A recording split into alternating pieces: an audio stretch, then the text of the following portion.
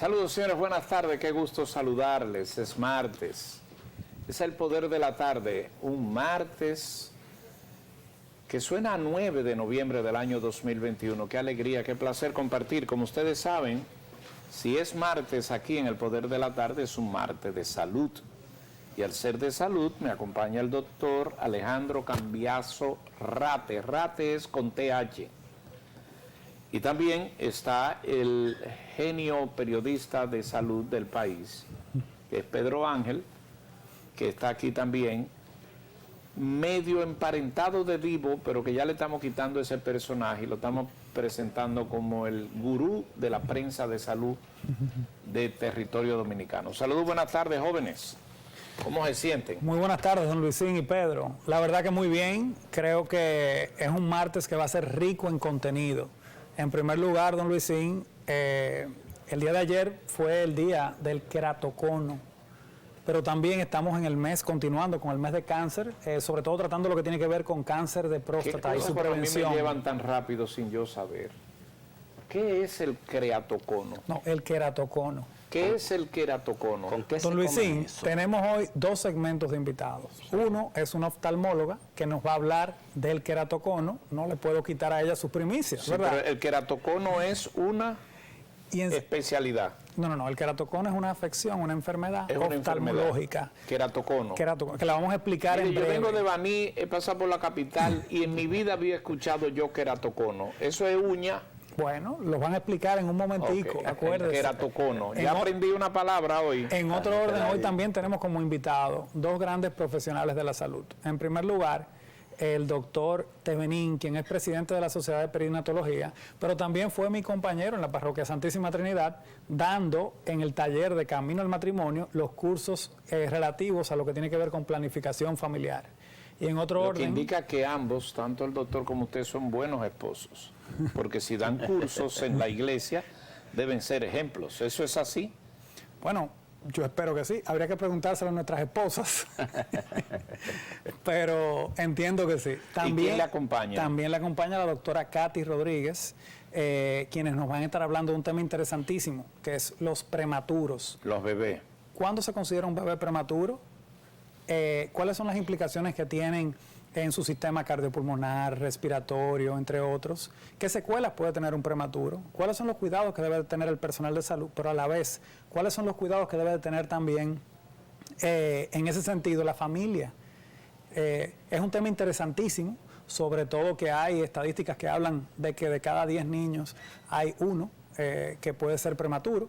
Difieren las estadísticas en algunas regiones del mundo, pero vamos a conversar con expertos en este sentido y vamos a conversar sobre ese tema en el amplio sentido de la palabra. Qué bueno, son dos temas más que interesantes, como les digo a todos ustedes, dos temas que nos traen información, orientación y sobre todo consultorios gratis, por cuanto ustedes en algún momento pueden hacerle preguntas que nos ahorramos desde el punto de vista del consultorio y por demás de orientación. Pedro Ángel, ¿qué tenemos como noticias de salud? ¿Qué hay de novedad? Bueno, la novedad es el seguimiento hoy que se está dando al anuncio de la vacuna en niños de 5 a 11 años con el tema de COVID. Ayer hubo una reunión del ministro de Salud y el asesor, el doctor Eddie Perestein, con las sociedades médicas y el Colegio Médico Dominicano. Y el ministro Daniel Rivera. El ministro Daniel Rivera, lo mencioné pero sin ponerle el título y el nombre. Y entonces ahí se decidió que se va a iniciar la vacunación de niños de 5 a 11 años. Hoy sigue la discusión, o bien, más bien muy específico, la Sociedad de Pediatría está reiterando su postura anterior, que es de que apoya la vacunación en ese nicho poblacional de niños y niñas, pero dice que hay que basarla en estudios, en evidencias, no solo en mostrar modelos de éxito en otros países, pero en esencia se la favorece, se va a aplicar la Sinovac. Las autoridades están a cargo de la logística para aplicarla. Y bueno, más adelante la Pfizer también no se descarta que se aplique. Y también tenemos, el Colegio Médico tiene elecciones mañana. El Colegio Médico. El Colegio Médico Dominicano. ¿Eso es novedad? Eso es una ¿Qué novedad. se visualiza? Bueno, hay 7 candidatos. Hay uno amparado por el... Waldo Ariel Suero. Por Ariel Suero, que es el presidente. Él está, como dicen en las calles de Nueva York, él está vaqueando a Zenén Cava, quien ya fue presidente del Colegio Médico Dominicano.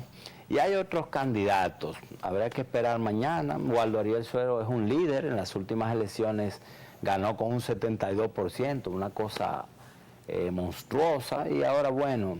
Veo que hay varias mujeres que se están postulando para el puesto de presidente del Colegio Médico Dominicano, dentro de la cual está Mariel Herrera, que fue pasada presidente, entre otras. Sí. Esto llama la atención de manera favorable.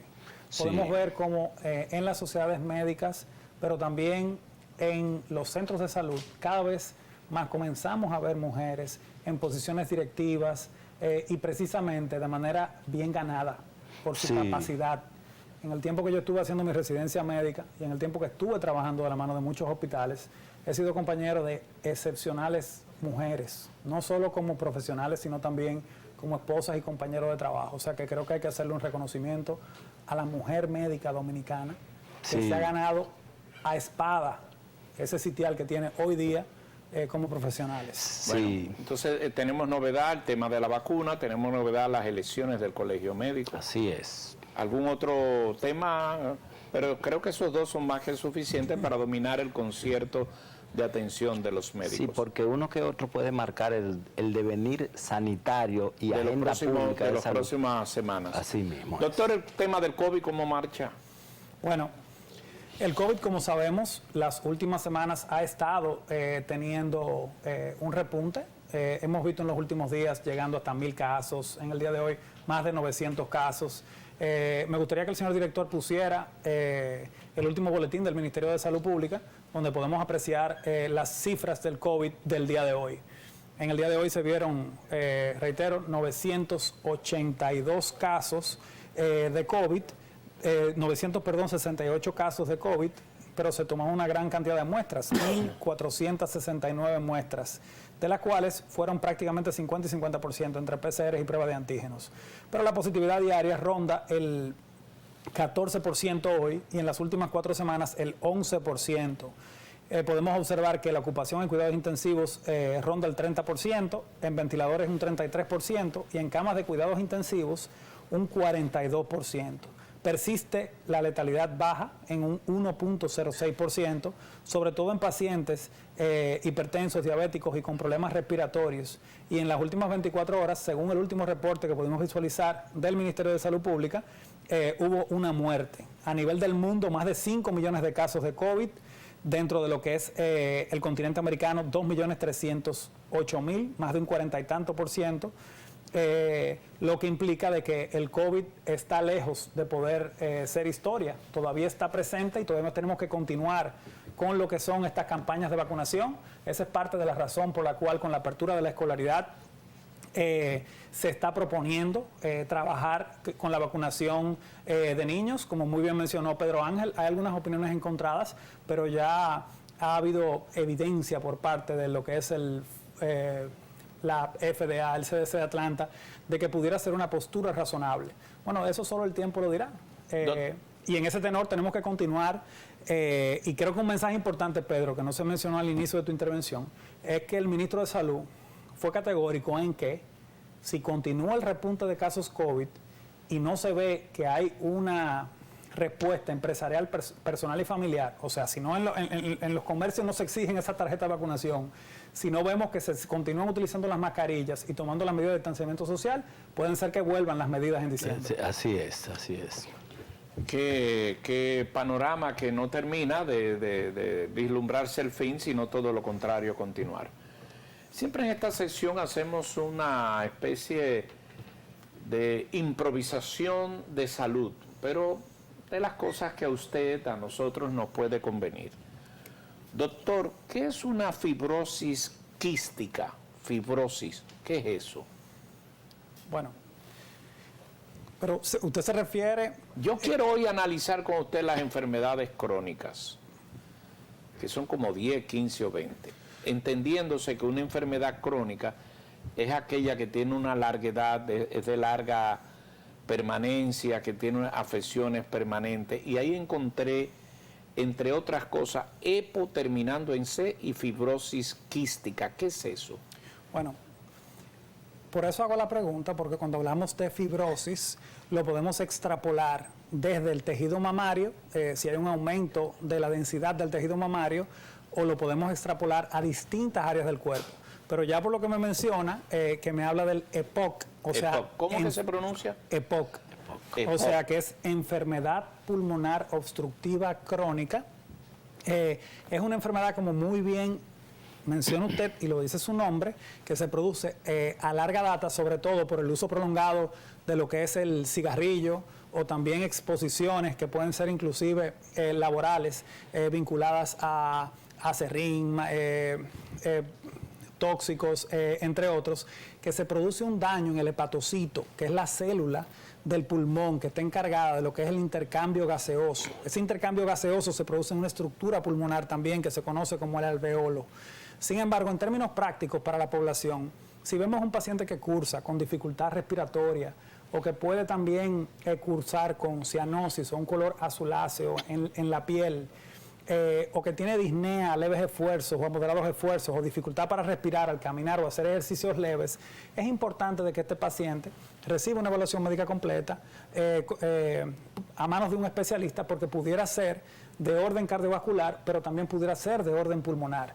Y en este sentido, las pruebas que nos ayudan a hacer esas determinaciones son, en primer lugar, una radiografía de tórax posterior, anterior y lateral, que nos permite ver si hay, para hablar en un lenguaje bien llano, cicatrices fibróticas en el pulmón, pero también una prueba de la función del pulmón, porque la radiografía es como si fuera una foto que le tomamos a un aire acondicionado. Con esa foto yo sé la marca del aire y yo sé si está nuevo o viejo, pero yo no sé si enfría. Entonces, para saber si ese aire enfría, hay que hacer una prueba de función del pulmón, que se conoce como espirometría.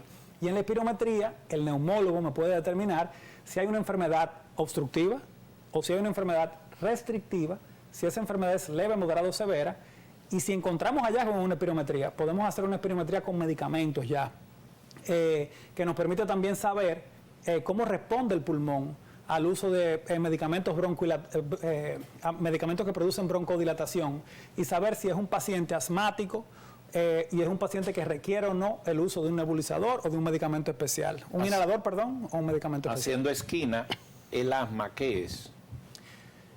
El asma es una enfermedad también bastante compleja, porque tiene un componente inflamatorio, pero también tiene un componente alérgico, y cursa generalmente con dificultad respiratoria que se produce por... ¿El asma cuáles órganos produce inflamación? Que se produce sobre todo por broncoconstricción. Los bronquios se cierran, y como se cierran un poquito, escuchamos este silbido, como si fuera una especie de pitito, que es lo que se conocen como sibilancias, que el médico lo puede escuchar colocando el estetoscopio en los campos pulmonares, pero también si es muy profunda la crisis de broncoespasmo, lo puede escuchar. Me puso los bronquios normales y asmáticos. Esa es una muy buena imagen, porque ahí pueden ver como si fuera una tubería, hablando ya de plomería. Pero eso un parece bronquio como normal, una cereza. ve como por ahí puede pasar el aire sin ningún problema, y en un bronquio de un asmático en muchas ocasiones no solo se cierra, sino que también se pueden producir secreciones, etcétera, se pone rojo, porque hay un componente inflamatorio, pero también hay un componente alérgico. ¿Cómo se resuelve eso del asma, doctor? Bueno, en primer lugar, cada caso es distinto. Hay que tomar en consideración la edad del paciente, el peso del paciente, los antecedentes del paciente, porque hay pacientes que tienen antecedentes cardiovasculares o de otras enfermedades que no nos permiten utilizar algunos tipos de medicamentos. Entonces, lo primero es individualizar el caso. Es muy importante hacer, vuelvo y repito, una prueba de función del pulmón para saber si estamos, para decirlo también de una manera llana, ante un asma leve, moderado o severo, y depende de eso el tipo de medicación que se va a utilizar, tanto preventiva como medicación de rescate. ¿Hay quien se puede uno morir de una crisis asmática? Definitivamente. Una de las situaciones más peligrosas en medicina es la dificultad para respirar, porque en apenas un par de minutos puede culminar con la vida de un paciente, en procesos anafilácticos o alérgicos, o en procesos también de broncoespasmo severo. De noche, cuando una gente tiene problemas de respiración, que se despierta de sorpresa, así como, ¿eso es del asma o es de otra cosa? Pudiera ser vinculado a apnea de sueño, en primer lugar, que es una de las condiciones más frecuentes, en donde vemos también que los pacientes dejan de respirar por un tiempito prolongado y se levantan así como usted describe, pero también hay pacientes que en crisis de broncoespasmo o pacientes con enfermedad pulmonar obstructiva crónica o pacientes inclusive también con insuficiencia cardíaca, por eso hablaba del diagnóstico diferencial, pueden tener dificultad respiratoria y se requiere que duerman a veces semisentados. ¿El asma es hereditario?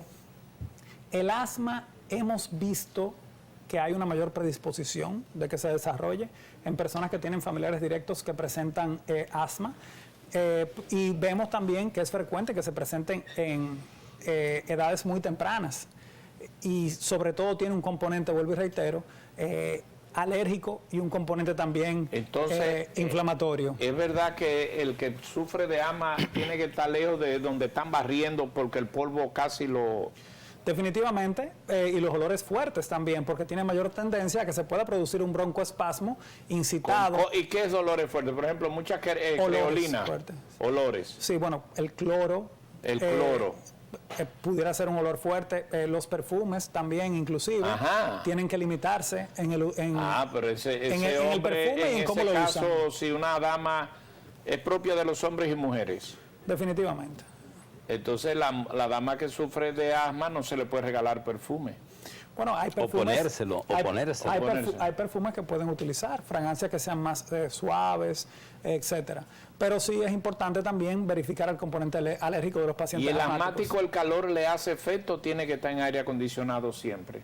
Bueno, definitivamente lo que son los espacios abiertos es lo ideal, porque cuando hablamos de espacios cerrados, en muchas ocasiones los ductos, si no son higienizados de una forma idónea, pueden favorecer a que se transmita, en primer lugar, bacterias, virus, hongos, ácaros, entre otros componentes que pueden exacerbar una crisis asmática. ¿El asma tiene cura?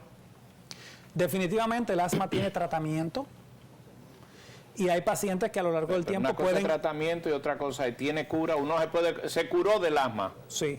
Hay pacientes que no vuelven a hacer crisis de broncoespasmo después que pasa un tiempo muy grande, pero no quiere decir que no puedan nuevamente hacer una crisis de broncoespasmo. Y si están fumigando en un sitio, el asmático tiene que irse de ahí. Y el que no es asmático también, porque es altamente peligroso lo que es en este país las intoxicaciones que hemos visto. Esa está buena, doctor. Esa está buena. ¿Y el asmático puede beber romo? Bueno, definitivamente un paciente asmático puede ingerir de forma moderada alcohol, pero al hacerlo de forma excesiva no sería recomendable, en primer lugar porque si hace una crisis asmática, los medicamentos no van a ser tan efectivos con una borrachera, en primer lugar porque como usted bien sabe, en el hígado que se metabolizan la mayoría de los medicamentos. El asma, ¿cuál es el síntoma fundamental de para tú decir tiene asma? Bueno, dificultad respiratoria. Falta de respiración. En primer lugar puede ser tos persistente. En adición también podemos ver cansancio excesivo, pero las principales son esas, la dificultad para respirar. Antes cuando uno tosía mucho le daban Breacol. ¿Eso existe? ¿Breacol todavía se llama? ¿Qué Breacol? Yo no soy de esa generación. Yo en Baní vendían Breacol. ¿Ustedes no conocen Breacol? ¿Cómo va a ser? Bueno, pero nadie conoce Breacol, no me hagan quedar mal. No, bueno, podemos continuar. Ahora van a desfilar un grupo de doctores que también le podemos preguntar sobre el Breacol, porque yo de verdad que no, pero en Baní vendían Breacol. ¿Ustedes no conocen Breacol? Don Luisín, y le daban berrón a uno cuando uno se ponía eso sí. El berrón. O alcoholado. Ayuda. Bueno, sí, conozco el berrón, pero no es un tratamiento para el asma. Y esas botellas que venden, porque se cura el asma y el pecho apretado, explíquenos eso. Bueno, la verdad que no hay ninguna evidencia científica. Perdón, míralo ahí. Muchas gracias, director. Yo lo iba a buscar aquí. Pues, no hay ninguna... ¿Cómo es que ustedes se que son de la capital y no conocen Breacol? Medicamento. En Baní eso era lo que le daban a uno cuando uno estaba tosiendo mucho. Bueno, don Luisín, lo que pasa es que uno estudia los principios activos, no todas las marcas comerciales, porque son cientos de miles de marcas comerciales. Eso en Baní nada más. En Baní me daban Breacol, míralo ahí, me acordé de Breacol. Es una marca comercial. Es una marca comercial. Ustedes privando en fino. Bien, pues yo lo estaba buscando aquí ya porque yo dije, cuidado, yo estoy medio, ¿verdad? Doctor, el Alzheimer. Qué difícil esa enfermedad. El Definitivamente. Alzheimer, qué difícil. ¿Qué le puedo yo preguntar del Alzheimer, Dios mío? Para comenzar, el Alzheimer no tiene cura. Bueno, es una enfermedad neurológica, crónica, progresiva, donde realmente lo que vemos es que avanza. Sí hay medicamentos que pueden ayudar a detener la progresión Pero no tiene cura. del Alzheimer. Pero Y hay varios estadios de Alzheimer, o sea, categoría 1, 2, 3 y 4. definitivamente también hay varios estadiajes. Hacer el diagnóstico en muchas ocasiones es difícil. Porque a veces nos percatamos cuando estamos en estadiajes avanzados. Entonces, por eso es tan importante una evaluación también neurológica oportuna. En este sentido, hoy día se utilizan no solamente lo que es la tomografía axial computarizada, sino resonancias magnéticas que pueden utilizarse también con espectroscopía, que nos permiten visualizar también cómo se comportan y cuál es la cantidad de neurotransmisores a nivel cerebral y que nos pueden ayudar de cierta forma hasta predecir en estadiajes primarios o incipientes de Alzheimer si se va a desarrollar dicha enfermedad. Pero eso es un campo donde no solamente corresponde a la neurología, sino que ya hay especialistas de la neurología que se dedican a enfermedades crónicas degenerativas, como es el caso del Alzheimer. El mal de Parkinson, doctor, se expresa por el tema de las manos. Tremor, sí, el temblor de... El temblor de las manos. ¿Dónde más se expresa el Parkinson y qué efecto tiene si la gente se muere de eso o tiene cura? No, bueno, por igual, al igual que lo que conversábamos en breve, del Alzheimer, son enfermedades que son crónicas, que son progresivas, que son de muy difícil pronóstico y tratamiento, que tienen manifestaciones no solo en temblores a nivel de las manos, sino de rigidez, de dificultad para la marcha, de falta de lo que es coordinación, de trastornos vinculados a lo que es la memoria, y trastornos inclusive también cognitivos en la capacidad de expresión, entre otros. Sería interesante que trayéramos al programa también más adelante un neurólogo a conversar sobre estos temas. Entonces, para resumir lo que fue la clasecita de hoy, ¿verdad? Que es una clase de nivel, con orientación, Así es. que no se llama la clase, se llama la consulta del día. ¿Quién trata el mal de Parkinson? ¿Qué especialista? Al igual que el Alzheimer, los neurólogos, Los neurólogos. El asma, los neumólogos.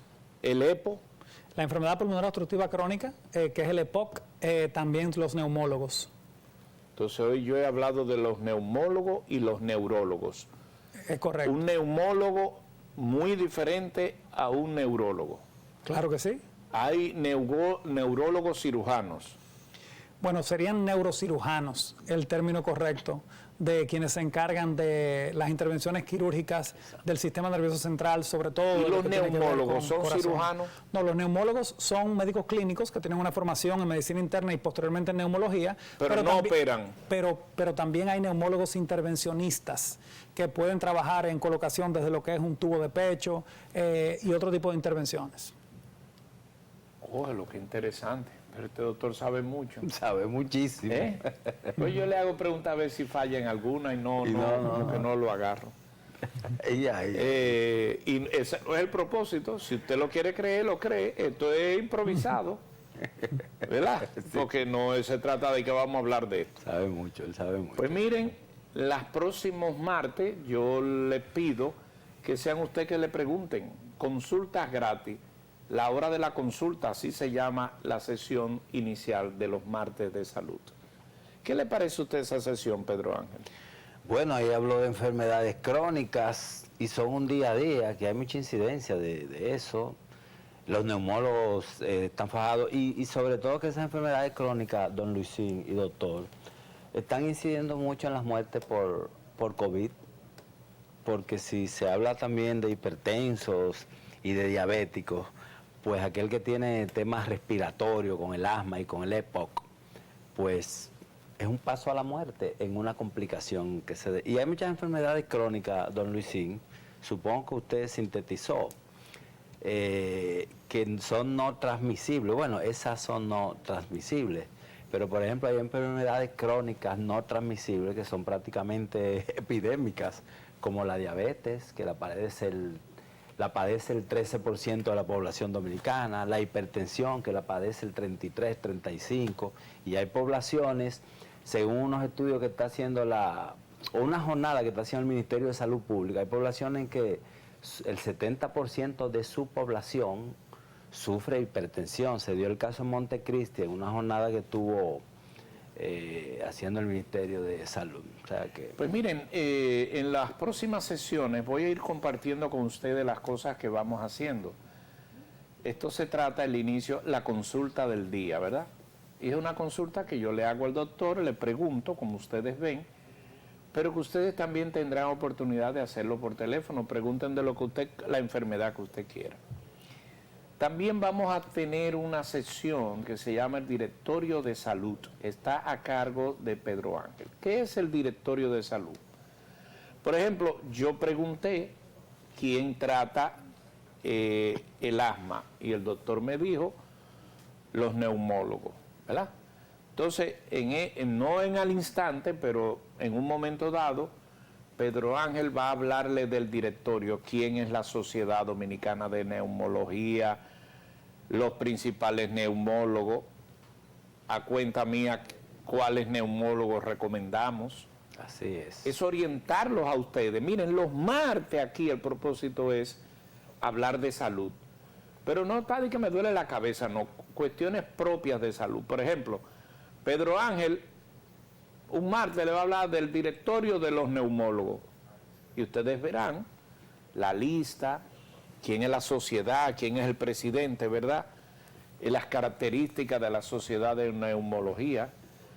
Ahí, el día que vayamos a hablar de eso, el doctor Cambiaso tiene que investigarme quién es el mejor neumólogo del mundo y así sucesivamente. Buen reto. Así que esa sección, además de las noticias, de las novedades de salud, que la vamos a tener siempre al inicio, está en el cargo de ellos. Nos vamos a ir a la pausa. Afortunadamente el doctor Cambiaso ya les anunció las entrevistas de salud del día. ¿Qué buscamos? Miren, como dije ayer, esto es una parte que la escoge, los invita el doctor Cambiaso en base a su relación, su expertise y sobre todo temas de interés. Oiga, estos dos temas, por ejemplo, esto que vamos a tocar ahora de los bebés prematuros, wow, cuántas inquietudes tiene uno, sobre todo por la ignorancia. Yo, el doctor, que es el que va a hacer más preguntas, me va a permitir una.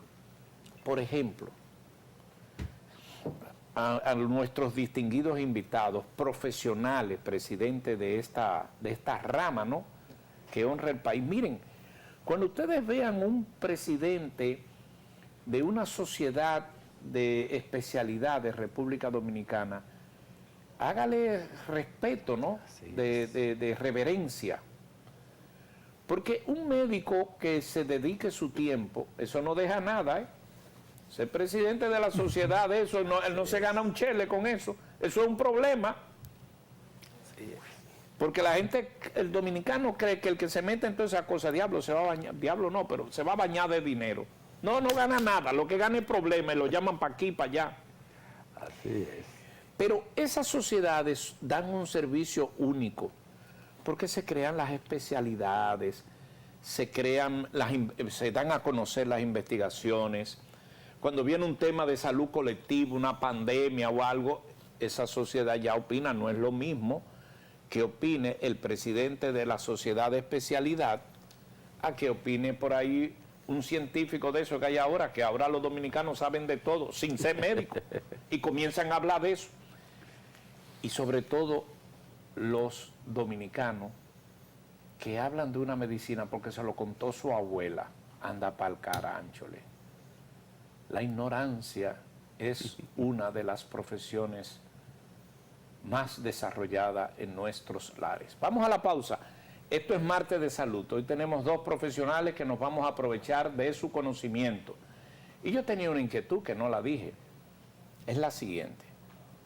¿Quién, cuándo, cómo se decide ese bebé prematuro? Es decir, ¿qué incide? Porque intuyo, nadie me lo ha dicho, doctor, que bebé prematuro es el que se hace a los 6 meses, ¿verdad? 6 o 7 meses. A mí me da un miedo eso, porque si se saca la criatura a los 6 o 7 meses, yo digo, concho, pero le faltan 2 meses. Entonces creo que van a una ¿cómo se llama? Una incubadora. Bueno, yo creo que es importante darle en ese sentido la oportunidad a los especialistas que desarrollen el tema. Pero en primer lugar, está el error conceptual de pensar que los prematuros son los niños necesariamente solo de 5 o 6 meses. Un embarazo a término o en edad de término normalmente son 40, 42 semanas. 41 no es. Y cuando estamos hablando ya de un embarazo por debajo de 37 semanas, ya se habla de prematuridad. Pero en ese sentido, creo que debemos de comenzar el programa y la sección de este tema tan interesante con a partir de qué momento se considera un niño prematuro. Ahí está. No se vaya lejos, que esto es hoy de verdad, como todos los martes. Regresamos. Esto es el martes de salud del Poder de la Tarde, huepa.